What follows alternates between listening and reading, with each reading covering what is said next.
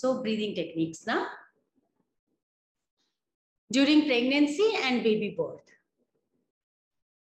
Importance क्या है इसकी प्रेगनेंसी में? ब्रीदिंग में हम क्या करते हैं यार? सिंपल, हम ऑक्सीजन अंदर लेते हैं. यू कैन हियर मी ना? Yes doctor. ब्रीदिंग में हम सिंपल ऑक्सीजन अंदर लेते हैं, कार्बन डाइऑक्साइड बाहर निकालते हैं, है ना? यही तो है ब्रीदिंग. तो ब्रीदिंग टेक्निक्स के लिए हम क्यों इंटरेस्टेड हैं? तो सबसे पहले ड्यूरिंग प्रेगनेंसी या वैसे भी हमारा क्या बच्चे, आपको बंद करना होगा, म्यूट करना होगा आप सबको. सो ब्रीदिंग, जब ऑक्सीजन हमारे बॉडी में पहुंचती है तो होता क्या है? जो भी हम खा रहे हैं उससे एनर्जी कैसे मिलेगी? आपको म्यूट करना होगा, मेरी आवाज इको हो रही है बेटा. सो जब भी हमने कुछ खाया उससे एनर्जी मिलने के लिए वी नीड ऑक्सीजन, जो हम ब्रीदिंग से लेते हैं. ऑक्सीजन जब फूड के साथ इंटरैक्ट करता है उससे कार्बन डाइऑक्साइड रिलीज होती है और हमें एनर्जी मिलती है. कार्बन डाइऑक्साइड हम ब्रीथ आउट कर देते हैं. सो ये एनर्जी हमारी किस किस काम आ रही है? बहुत सारे बॉडी के फंक्शन, हमारा हार्ट पंप कर रहा है, हमारी मसल्स मूव कर रही हैं, हमारा डाइजेशन हो रहा है, हमारा लंग काम कर रहा है, बहुत सारी चीजें हो रही है और मूवमेंट हो रहा है. प्रेगनेंसी में हमारा बेबी अंदर, उसका भी हार्ट चल रहा है ना, उसको भी ऑक्सीजन और एनर्जी चाहिए. उसका मूवमेंट हो रहा है, उसे भी ऑक्सीजन एनर्जी चाहिए बेबी का. ओके, बेबी बर्थ के दौरान क्यों ये बहुत ज्यादा इंपॉर्टेंट है कि हमारी ब्रीदिंग टेक्निक्स पहले से हमने फॉलो की हुई हैं, हमारा बॉडी में ऑक्सीजन बहुत अच्छा जाता है. क्यों इंपॉर्टेंट है? क्योंकि ड्यूरिंग बेबी बर्थ जब लेबर पेन्स होते हैं, जब बेबी बर्थ पेन होते हैं, यूट्राइन कॉन्ट्रैक्शन होता है, वो एक बेबी के लिए, आपके लिए तो चैलेंज होता ही है क्योंकि प्रेग्नेंट डीवा उस समय पेन सह रही हैं, बट हमारे बेबी के लिए भी वो एक चैलेंज होता है. क्यों होता है बेटा? क्योंकि देखो ना, हमारे बच्चे तक ब्लड फ्लो जा रहा है, वो ब्लड फ्लो जब यूट्राइन कंट्रैक्शन होता है तो वो हमारा ब्लड फ्लो मोमेंट्री कुछ सेकंड्स के लिए रुक जाता है. फिर जब यूट्रस रिलैक्स होता है तो फिर से ब्लड फ्लो जाता है. तो इमेजिन कि अगर पहले से बहुत अच्छा ऑक्सीजन और ब्लड फ्लो हमारे बच्चे तक जाता रहेगा तो ऑक्सीजन बढ़िया से पहुंचेगी बेबी को, जो उसको चाहिए ड्यूरिंग बेबी बर्थ, उसका एनर्जी लेवल अच्छा रखने के लिए. तो हम कर क्या सकते हैं, है ना? हम during pregnancy deep breathing exercises करते हैं जिससे हमारा लंग की कैपेसिटी बढ़ जाए. आपने ये सुना होगा, ये मैंने पिक्चर डालना रह गया मुझसे, हमारे लंग की जितनी कैपेसिटी है ना, टाइडल वॉल्यूम होता है, उसको हम बहुत कम पार्ट में यूज करते हैं. अगर हमारा 100% कैपेबिलिटी है तो मुश्किल से हम उसको 20-30% उसको यूज करते हैं अपनी डेली रूटीन में. तो जब हम ब्रीदिंग एक्सरसाइजेस करते हैं, डीप ब्रीदिंग टेक्निक्स करते हैं, तो हम उसको 20%, 30%, 50% तक कुछ लोग यूज कर पाते हैं. मतलब हमारे ऑक्सीजन आने का बॉडी में कैपेबिलिटी जो 100% है, हम उसका बहुत कम परसेंटेज यूज करते हैं डेली रूटीन में, और ब्रीदिंग टेक्निक्स के द्वारा हम उस कैपेबिलिटी को बढ़ा सकते हैं, हमारी बॉडी में बहुत सारा ऑक्सीजन जा सकता है. तो आप देखो, सिंपल, इसमें थोड़ा सा मैं आपको बताऊंगी भी. ये सिर्फ भस्त्रिका टाइप है, deep breathing, breathe in and breathe out. Eyes close है, आप देखो, उसको महसूस करते हुए करना है. आपके हाथों की पोजीशन ना, हैंड पोजेस, पोस्चर्स बहुत इंपॉर्टेंट होते हैं, और वो होता है हमारा जैसे ज्ञान मुद्रा कहलाती है ना, नॉलेज पोज आई थिंक. तो इसको यूज करते हुए अगर आप करते हैं तो बॉडी में और बहुत सारे चेंजेस होते हैं जो आपके बेबी को और आपको बेनिफिट करते हैं, आपको कूल एंड काम बनाते हैं, आपका फोकस कंसंट्रेशन अच्छा करते हैं. जब हम डिजाइनर बेबी क्रिएशन की बात करेंगे तो इस पे और बात कर सकते हैं. सो सेकेंड वाले पिक्चर में आप देख पाओगे, एक हाथ चेस्ट पे, एक हाथ टमी पे है हमारा प्रेग्नेंट डीवा का. तो जब आप सांस लेते हो, इनहेल करते हो डीप, तो आप फील करते हो कि आपका टमी थोड़ा सा बाहर आएगा, देन चेस्ट बाहर आएगा जब आप इनहेल कर रहे हो, और एक्सहेल के साथ आप फील करोगे कि वो अंदर जा रहा है ना? तो इस फीलिंग को महसूस करते हुए आईज क्लोज के साथ जब आप डीप ब्रीदिंग करते हो तो आपकी लंग ज्यादा एक्सपैंड तो करते ही हैं। टमी जब आपका थोड़ा बाहर आ रहा है तो डायफ्राम नीचे जा रहा है, तो आपकी लंग वॉल्यूम, टाइडल वॉल्यूम बढ़ रहा है, ये तो हो ही रहा है। साथ साथ आप मेडिटेटिव हो जाते हो, आप उसको माइंडफुल हो जाते हो। आगे मैं बात करूंगी इसके बारे में। देन हमिंग बी ब्रीदिंग ना, आपने सुना होगा bhramari. Bhramari is very good, बहुत सारी चीजों के लिए भ्रामरी हम 2 तरह से कर सकते हैं बेटा। Just give me a second, इसको मैं ऊपर कर लेती हूँ। ओके चलो ठीक है। भ्रामरी हम 2 तरह से कर सकते हैं। एक तो इस तरह से कहते हैं, एक फिंगर यहाँ पे आपके फोरहेड पे, दूसरी आईज पे, और तीसरी आपकी नोज के पास, और थर्ड आपकी फोर्थ आपकी ऑलमोस्ट लिप्स के आसपास, है ना। ऐसे करके आप कर सकते हो। अगर आपको ये डिफिकल्ट लगता है तो आप जस्ट ऐसे क्लोज करके कर सकते हो अपना ईयर का किनार ना। तो ये दोनों ही तरीके अच्छे हैं। इसमें आप जस्ट डीप ब्रीदिंग इन करते हो एंड देन इसको बंद करके हमिंग भी साउंड के साथ आप करते हुए उसको एक्सेल करते हो, और इस बीच आईज क्लोज करके इस सारे वाइब्रेशन को आप फील करते हो। तो इसका बहुत सारे बेनिफिट जो ऑक्सीजन और कार्बन डाइऑक्साइड को लेते हुए तो है ही साथ ये मेंटल रिलैक्सेशन और कामिंग एटीट्यूड के लिए बहुत इंपॉर्टेंट है। आपने शायद सुना होगा बेटा कि हमारी बॉडी में ऑटोनॉमस नर्वस सिस्टम होता है, सिंपैथेटिक और पैरासिम्पैथेटिक सिस्टम काम करते हैं। उसमें भी सिंपैथेटिक सिस्टम ओवर एक्टिव होने से हमारे जो आजकल के बहुत सारे लाइफस्टाइल प्रॉब्लम है, स्ट्रेस होता है, और प्रेगनेंसी में देखो बीपी हाई हो जाता है, बहुत सारी ऐसी चीजें होती हैं। वो होता क्यों है? सिंपैथेटिक सिस्टम के ओवर एक्टिव होने पे। अगर हम हमिंग बी साउंड, ये humming bee breathing, Bhramari breathing करते हैं,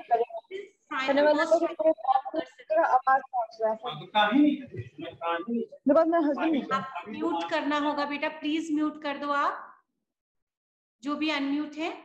तो हम बात कर रहे थे, जब हम ये करते हैं भ्रामरी प्राणायाम, ये हम फर्स्ट ट्राइमेस्टर से कर सकते हैं, इसका कोई कॉन्ट्रा इंडिकेशन नहीं है बेटा। ऑब्वियसली आराम आराम से करेंगे तो हमारा सिंपैथेटिक सिस्टम बैलेंस होता है और पैरासिम्पैथेटिक बेहतर होता जाता है। तो हमारा माइंड रिलैक्स रहता है, हमारे जो बीपी और बहुत सारे बॉडी में सारे हॉर्मोन्स बहुत बैलेंस हो जाते हैं। तो ये बहुत तरह से बेनिफिट देता है आपको, प्रेगनेंसी में और विदाउट प्रेगनेंसी भी देता है। देन आता है ऑल्टरनेट नॉस्ट्रल ब्रीथ, यानी अनुलोम विलोम। हम सबने सुना है आई थिंक, अब तो योगा बहुत फेमस होता जा रहा है बच्चे। तो ऑल्टरनेट नॉस्ट्रल अनुलोम विलोम या लेफ्ट नॉस्ट्रल ब्रीथ के लिए जा सकते हैं, जिसको चंद्रभेदी प्राणायाम भी कहते हैं। इसके लिए अगर जाते हैं ना बेटा, इसके भी 2 तरीके हैं। आप एक बार को ये एक यहाँ से क्लोज किया, 2 फिंगर अपने आज्ञा चक्रा कहलाता है ना, यहाँ पे रखा, एंड दूसरा यहाँ पे रखा। ऐसे कर सकते हो, या आपको ये डिफिकल्ट लगता है तो सिंपल ऐसे ऐसे कर सकते हो। आपको यहाँ पे उसको आज्ञा चक्र पे नहीं टच करने की भी जरूरत है। तो जैसा आपके लिए आपको कंफर्टेबल लगे वो अच्छा है। इसके लिए आप जाते हो अगर, ये भी आप फर्स्ट ट्राइमेस्टर से कर सकते हो, इसका कोई भी साइड इफेक्ट नहीं है बेटा। आराम आराम से करना, ये बार बार आपसे कह रही हूँ, जिसमें आप कंफर्टेबल हो। बहुत देर नहीं करना है। अगर आपको लगता है कि आपने 1 मिनट किया, आपको वो उसके बाद अच्छा नहीं लग रहा है, जस्ट लीव इट। कुछ सेकंड्स के लिए करो, उसको बढ़ाते बढ़ाते फ्यू मिनट्स पे जा सकते हो, जब तक आपको कंफर्टेबल लगता है। Again listen to your body. तो आप इसके लिए जाते हो। इसकी प्रेगनेंसी में अपने बहुत सारे बेनिफिट है। अगर आपका बीपी ऑलरेडी बढ़ा हुआ है तो ये बीपी को भी काफी हद तक काम कंट्रोल कर लेता है। मेडिसिन बहुत कम लेने की जरूरत पड़ती है बेटा, मैंने बहुत सारे पेशेंट में ये किया है। बट आपके जैसे गायनेकोलॉजिस्ट कहते हैं उसके अकॉर्डिंग आपको चलना है। Then comes the Lamaze breathing. हमने लमाज ब्रीदिंग बहुत फेमस हो गया है ना आजकल। हम सुनते हैं कि during baby birth Lamaze breathing help करती है। तो इसकी ऑब्वियसली आप पहले से ट्रेनिंग लेते हो, तभी ड्यूरिंग बेबी बर्थ आप कर पाते हो। तो इसमें बेसिकली अगर आपके बर्थ पार्टनर साथ में, इसके लिए भी कभी अलग से सेशन हम लोग लेंगे। बर्थ पार्टनर हम कैसे प्रिपेयर करेंगे और उनका क्या क्या बेनिफिट होता है। तो हस्बैंड एक बहुत अच्छे बर्थ पार्टनर हो सकते हैं आपके। तो ब्रीदिंग टेक्निक आप साथ साथ कर सकते हो बेटा। तो इसमें बेसिकली आपको माउथ से डीप ब्रीदिंग लेनी होती है। टमी पे हाथ रख सकते हो, चेस्ट पे हाथ रख सकते हो, फील कर सकते हो कैसे ब्रीथ इन कर रहे हो आप, और फिर माउथ से आउट करते हैं। इसका बेसिकली डिफरेंस यही है कि हम लेते तो नोज से हैं और माउथ से आउट करते हैं, और थोड़ा सा माउथ को ना ऐसे कम छोटा करते हुए ऐसे करके जैसे सीटी पे जाते हैं, है ना। ठीक है, तो ब्रीदिंग ड्यूरिंग लेबर में ये बहुत तरह से आपको हेल्प करता है। तो इसमें नीचे ग्राफ देख पा रहे होगे बेटा आप, इसमें देखो ये एक ऊपर वाला जो हम्प है वो कंट्रैक्शन है, यूट्राइन कंट्रैक्शन आ रहा है। दूसरा ये छोटा छोटा है, ये ब्रीदिंग को डिनोट कर रहा है। तो आप देखो जब हमारा, हमें पता चल जाता है ना, हम इस पे भी बात करेंगे कभी कि लेबर, ड्यूरिंग लेबर पेन कैसा पेन होता है वो, है ना। तो शॉर्ट में अभी बताऊं तो पेन शुरू होता है, चलता है कुछ सेकेंड्स के लिए, फिर कम हो जाता है, फिर 1-2 मिनट का रिलैक्सेशन होता है। शुरू में 10 मिनट में एक पेन आ सकता है सिर्फ 10-20 सेकेंड का, फिर वो बढ़ते बढ़ते हर 2-3 मिनट पे आएगा, 1.5 मिनट पे आएगा, 45 सेकेंड्स का। तो मान लो कि जब पेन, अभी पेन नहीं है तो आप आराम से डीप ब्रीदिंग ले रहे हो, माउथ से ले रहे हो, मतलब नोज से ले रहे हो, नोज से निकाल रहे हो, सिंपल डीप ब्रीदिंग जो आपने पूरी प्रेगनेंसी प्रैक्टिस की है। बट जैसे ही आपका पेन आने वाला है ना बेटा, आपको पता चल जाता है आपका पेन कंट्रैक्शन जस्ट शुरू होने वाला है, उसमें बहुत अच्छी सी डीप ब्रीथ लेते हो। देखो ना, ये आप बहुत अच्छी सी, इसको कहते हैं वेलकम ब्रीथ, आपने ब्रीथ ली, अब तो हमारा पेन आने वाला है, गहरी सांस लेके उसको तैयार होते हैं हम बेटा। एंड इसके बाद जो पेन है हमारा, तो देखो ना पेन हो रहा है तो हम बहुत गहरी सांस नहीं ले पाते, तो हम शॉर्ट शॉर्ट सैलो ब्रीथ लेते हैं। लिया, नाक से लिया, मुंह से निकाला, थोड़ा सा ऐसे, थोड़ा सा पैंटिंग टाइप, जैसे डॉग हमारे पैंटिंग करते, कुछ भी आप समझ सकते हो। लिया, शॉर्ट शॉर्ट ब्रीथ लिया, आउट किया, माउथ से ही ले सकते हो जैसा उस समय आपको कंफर्टेबल लगे। इससे ये क्या होगा, कई बार हम जब पेन आता है तो पैनिक की वजह से ब्रीथ लेना बंद कर देते हैं बेटा, तो हमारे बच्चे को ऑक्सीजन मिलना कम हो जाता है, तो ड्यूरिंग लेबर प्रॉब्लम्स क्रिएट होती हैं। तो अगर आप इसकी प्रैक्टिस पहले से कर लेते हो कि मैं जल्दी जल्दी लंबा इस तरह से ब्रीथ ले पाऊंगी, नोज से लेके आउट कर पाऊंगी माउथ से, तो बहुत हेल्प करेगा ड्यूरिंग लेबर पेन।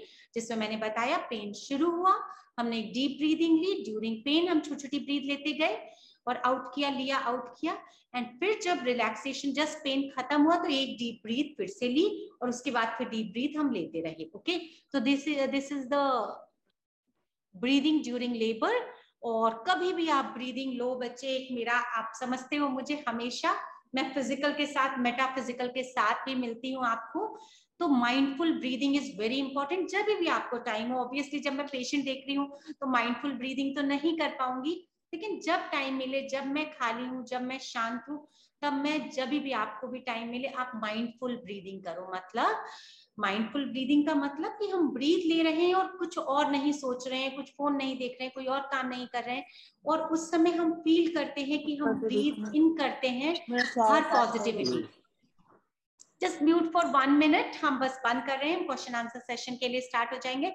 तो हमने ब्रीदिंग किया पॉजिटिविटी, कोई भी पॉजिटिविटी आप एक समय पे चूज कर सकते हो कि मैं लव को इनहेल कर रही हूँ या पीस को इनहेल कर रही हूँ, मैं शांति मेरे अंदर भरती जा रही है, जब मैं सांस लेती हूँ मैं पीसफुल होती जाती हूँ, काम होती जाती हूँ, और जब मैं एक्सेल करती हूँ तो अपने अंदर की जितनी भी नेगेटिविटी है, कोई नेगेटिविटी उस समय के लिए चुन लो तुम कि हाँ मेरे अंदर का जितना स्ट्रेस है वो आउट होता जा रहा है।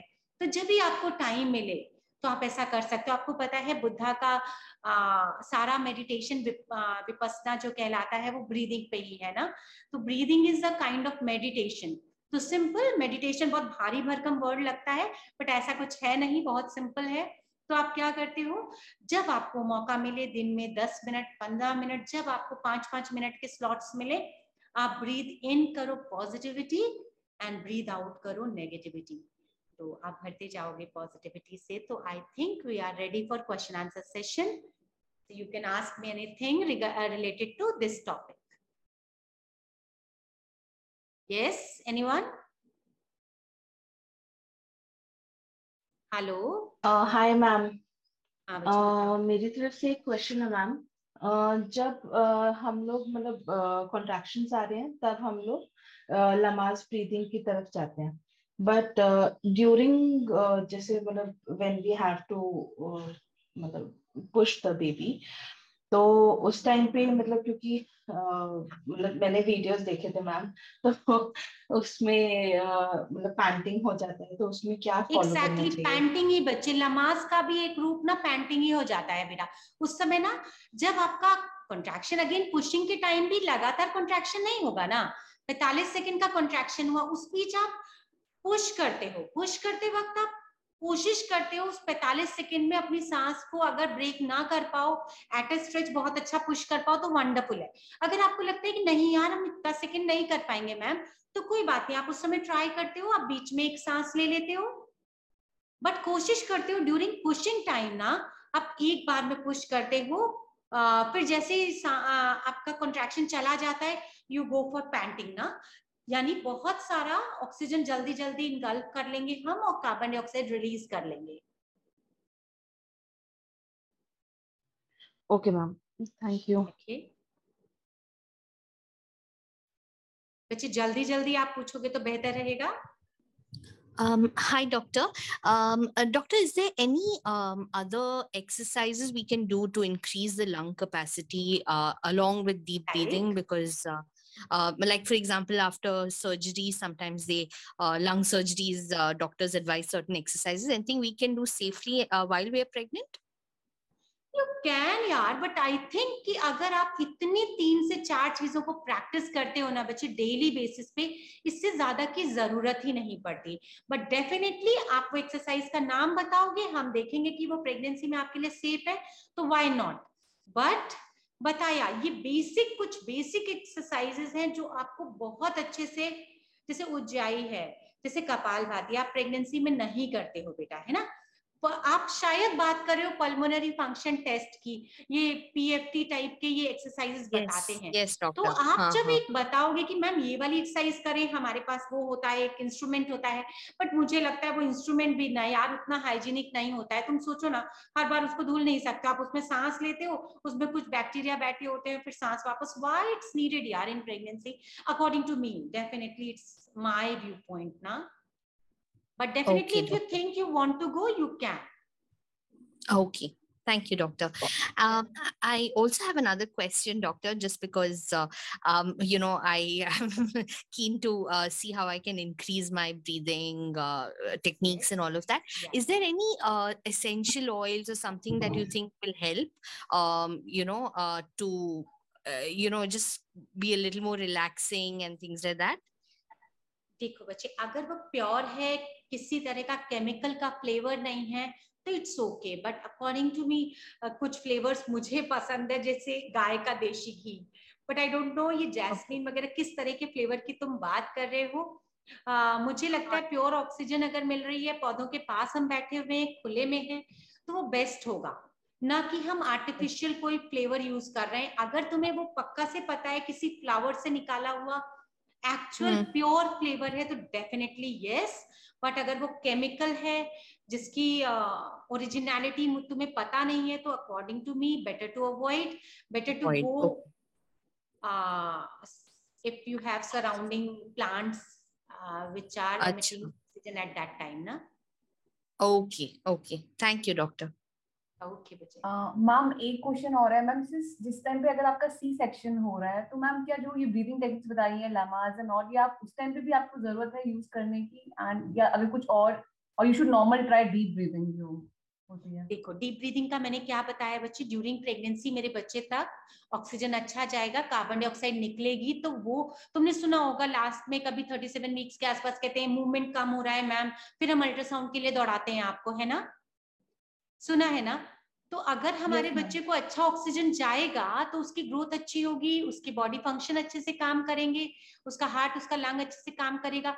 और मतलब लंग तो ऑब्वियसली उस समय उस तरह से काम नहीं कर रहा है, बट ब्लड फ्लो तो उस तक जा रहा है ना बेटा, और उसका डाइजेस्टिव ट्रैक्ट काम कर रहा है, वो पानी एमनियोटिक फ्लूइड लेता है और यूरिन पास करता है, उसका एक्सक्रीटरी सिस्टम काम कर रहा है, तो उसको लगातार एनर्जी चाहिए ना यार। तो माना मैंने कि हमारी सर्जरी होने वाली है, सिजेरियन मान लो पहले से पता है, तभी भी breathing techniques during pregnancy helpful है।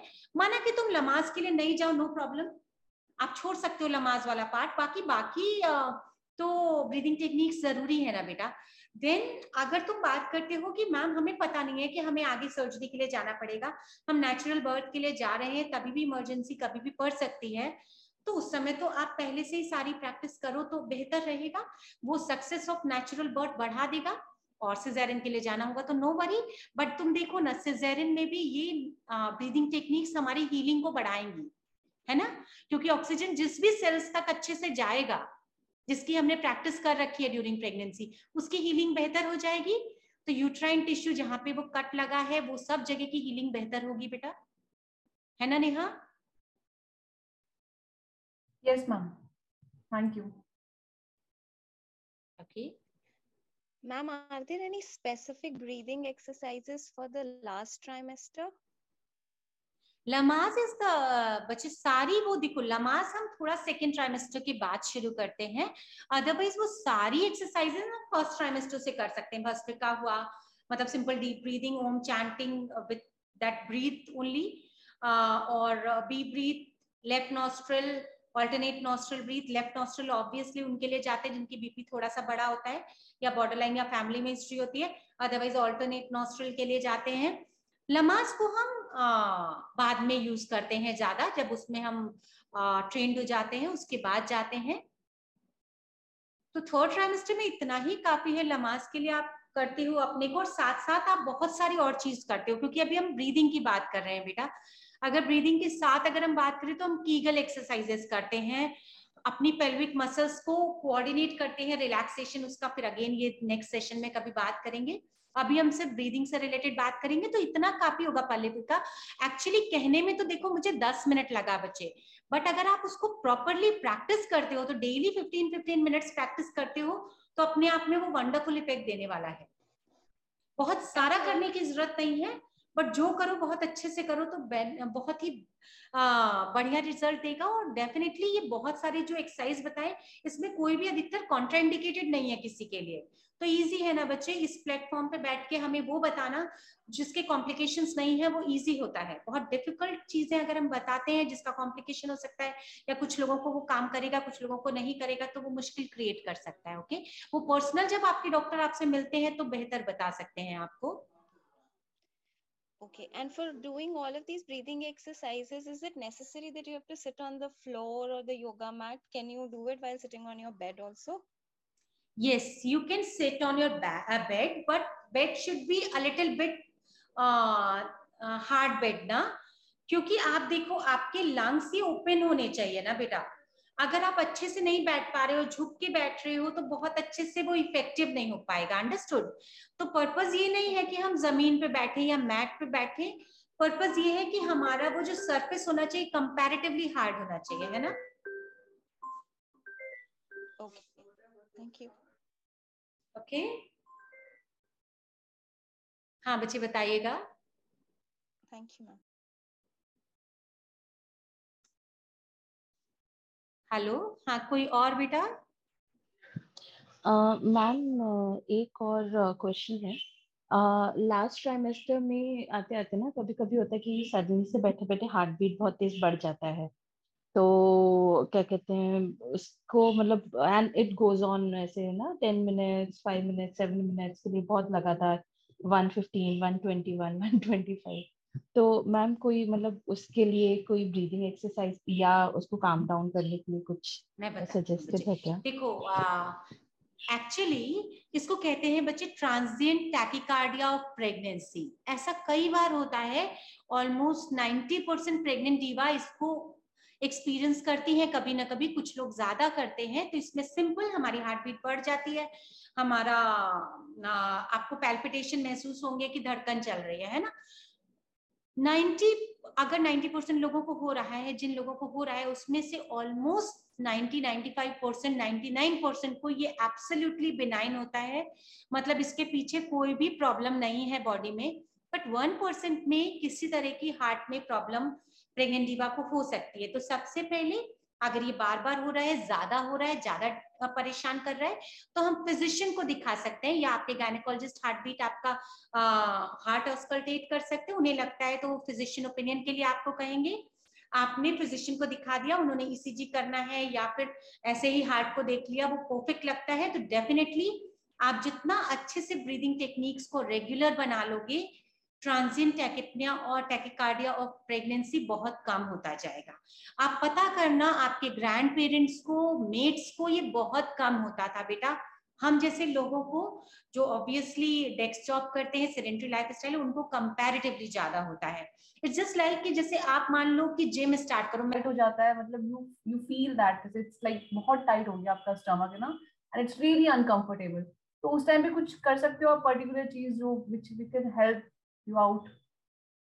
जैसे आई एम इन माय मतलब सेकंड ट्राइमेस्टर का एंड है, मतलब ऑलमोस्ट लास्ट ट्राइमेस्टर पे I am about to start. Okay बच्चे, देखो एब्डोमेन हमारा किस लिए टाइट हो सकता है?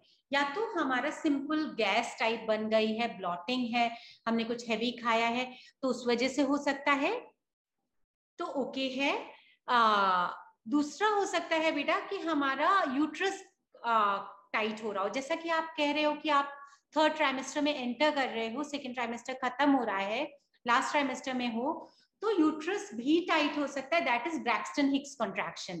तो this is absolutely fine to harden your tummy for a second, for few seconds and then relax। तो उस समय आप जस्ट थोड़ा सा आप रब कर सकते हो उस एरिया को, आप करवट ले सकते हो, आप पोस्चर चेंज कर सकते हो।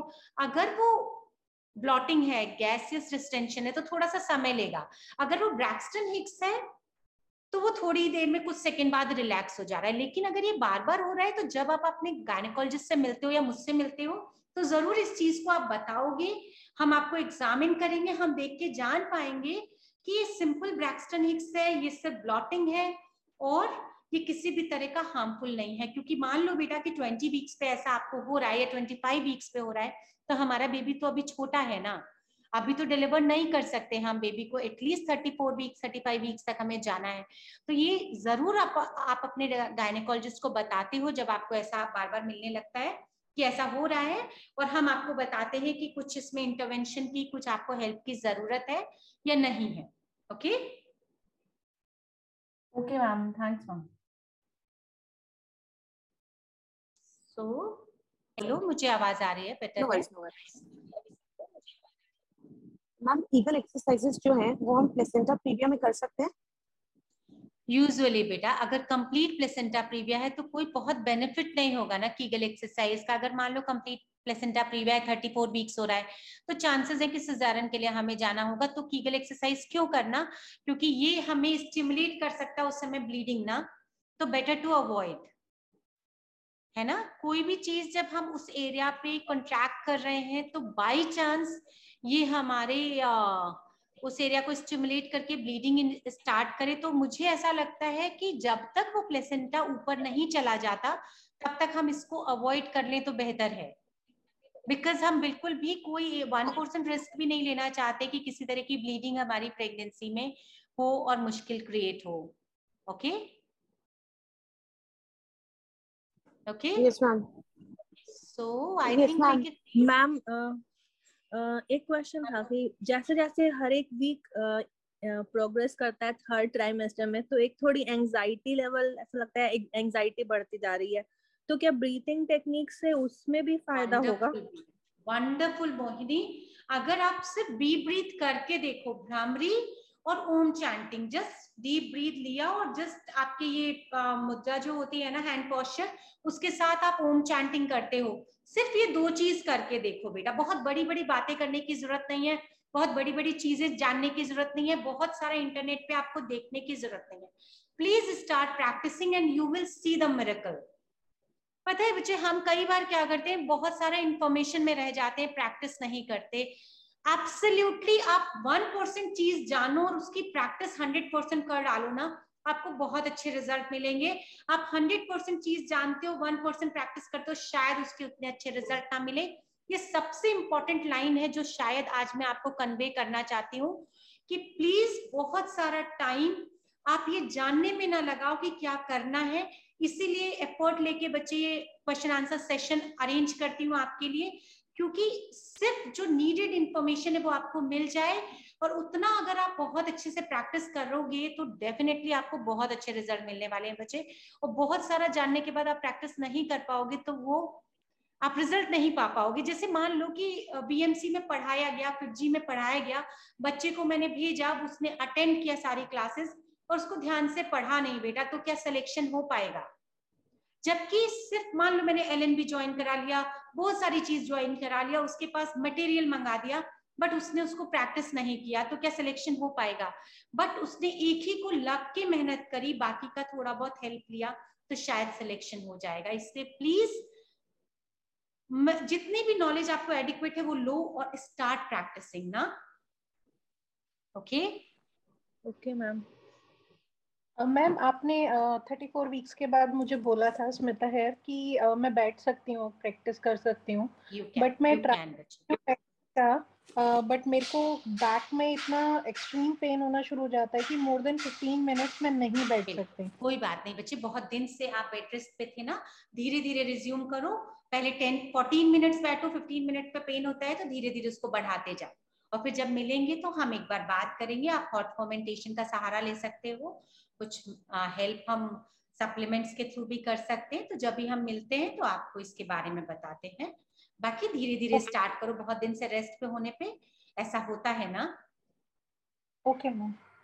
ओके मैम जस्ट एक क्वेश्चन और बस मैम, अनुलोम विलोम का कोई पर्टिकुलर टाइम तो नहीं है, मतलब किसी भी टाइम ऑफ डे में you can do that? Exactly, ये बहुत अच्छा क्वेश्चन है बेटा। देखो जब हम फिजिकल एक्टिविटी करते हैं तो हम कहते हैं बहुत सारा पेट खाली होना चाहिए, बट हाँ ब्रीदिंग टेक्निक्स के लिए तुम कहो कि बहुत सारा पेट खाली एकदम स्ट्रिक्ट 6 आवर्स की फास्टिंग होनी चाहिए, तो ऐसा बिल्कुल भी नहीं है।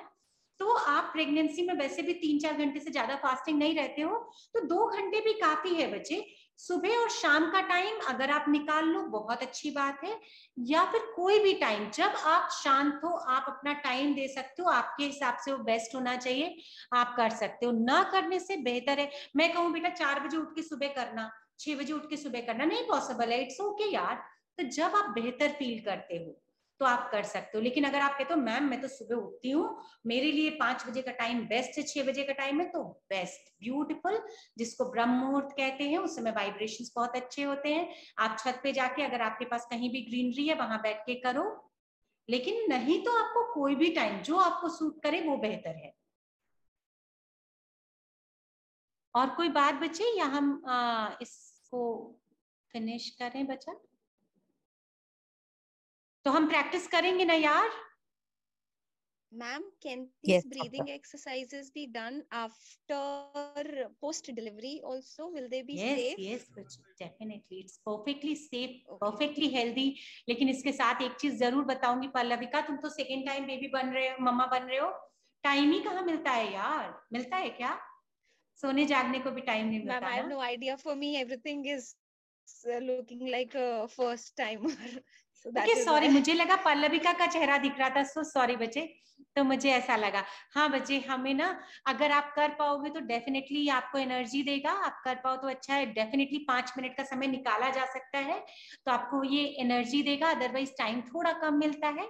But this is a good idea कि हम पोस्ट डिलीवरी भी इसको करें, ये आपको हीलिंग को बढ़ाएगा और आपकी नीड जो कम पूरी हुई रहेगी उसको आपको एनर्जी थोड़ा दे देगा, रिवाइटलाइज कर देगा।